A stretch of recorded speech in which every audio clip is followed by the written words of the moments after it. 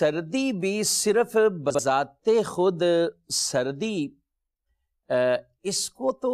حدیث پاک میں جو ارشاد فرمایا گیا ہے وہ مومن کے لیے بہار کہا گیا ہے۔ جی ربیع المومن کہا گیا ہے کہ سردی کا موسم یہ مومنوں کے لیے یہ ایک بہار ہے۔ اور یہ بھی ساتھ ساتھ ارشاد فرمایا گیا ہے کہ مومنوں کے لیے سردی کا موسم ایک غنیمت کی حیثیت رکھتا ہے۔ غنیمت کی حیثیت یہ کیوں فرمایا گیا کہ سردی مومنوں کے لیے غنیمت ہے، سردی مومنوں کے لیے موسم بہار ہے؟ شارحین نے لکھا کہ سردی کو اس لیے بہار کہا گیا ہے اور اس لیے اسے غنیمت کہا گیا ہے کیونکہ سردی میں راتیں بڑی طویل ہو جاتی ہیں، راتیں لمبی ہو جاتی ہیں۔ عبادت گزاروں کے لیے یہ غنیمت ایسی سردی کی رات وہ بن جاتی ہے کہ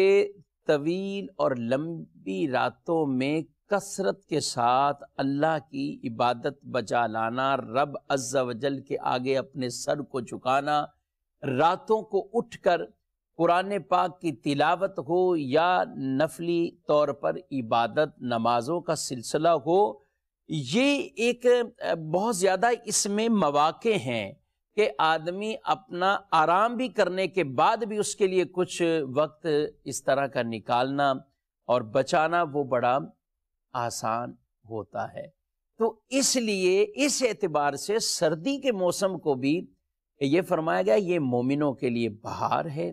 یہ مومنوں کے لیے، یہ عبادت گزاروں کے لیے یہ سردی کا موسم یہ غنیمت ہے۔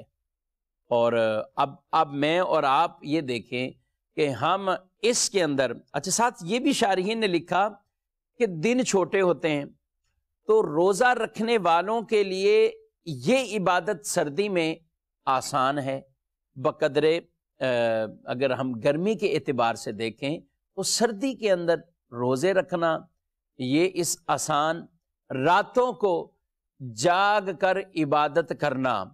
یا ایک اچھا خاصا وقت آرام کرنے کے بعد بھی دوبارہ اٹھ جانا اور پھر عبادت بجا لانا، یہ سردیوں میں انسان کے لیے زیادہ سہل ہو جاتا ہے، آسان ہو جاتا ہے۔ اگر عبادت کا ذہن ہو، اگر آدمی اپنے آپ کو عبادت کے لیے وہ تیار کرتا ہو، کوششیں کرتا ہو، تو پھر اس کے لیے بڑی آسانی ہے۔ تو اس اعتبار سے جو نفس سردی ہے، جو سردی کا موسم ہے، وہ رحمت ہی رحمت ہے، اور اس میں تاکہ آدمی عبادت زیادہ وہ کر پاتا ہے اس انداز سے کہ دن کو نفلی روزہ رکھنا چاہے تو بھی آسان ہے اور راتوں کو اٹھ کر عبادت کرنا چاہے یہ بھی اس کے لیے آسان ہے۔ اور ربیع المومن اسے کہا گیا مومنوں کی بہار ہے۔ تو اب اندازہ کیجئے کہ اس موسم کے بارے میں بھی ہمیں روایات کے اندر یہ چیزیں ملی ہیں تاکہ آدمی اس موسم کا یا ان دنوں کا فائدہ اٹھا کر بھی کثرت سے عبادت وہ بجا لا سکتا ہے۔